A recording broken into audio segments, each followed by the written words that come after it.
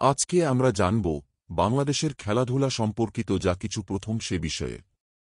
বাংলাদেশ প্রথম বিশ্বকাপ ক্রিকেটে অংশগ্রহণ করে ১৯৯৯ সালে, যেটা ৭ম বিশ্বকাপ ছিল। বাংলাদেশের প্রথম জাতীয় ফুটবল দলের অধিনায়ক জাকারিয়া পিন্টু। বাংলাদেশের প্রথম গ্র্যান্ড মাস্টার নিয়াজ মোরশেদ। বাংলাদেশের প্রথম বিশ্বকাপে ক্রিকেট দলের জয় স্কটল্যান্ডের বিরুদ্ধে ১৯৯৯ সালে। বাংলাদেশের প্রথম টেস্ট অধিনায়ক নাইমুর রহমান দুর্জয়। বাংলাদেশের প্রথম টেস্ট জয় জিম্বাবুয়ের বিপক্ষে ২০০৫ সালে।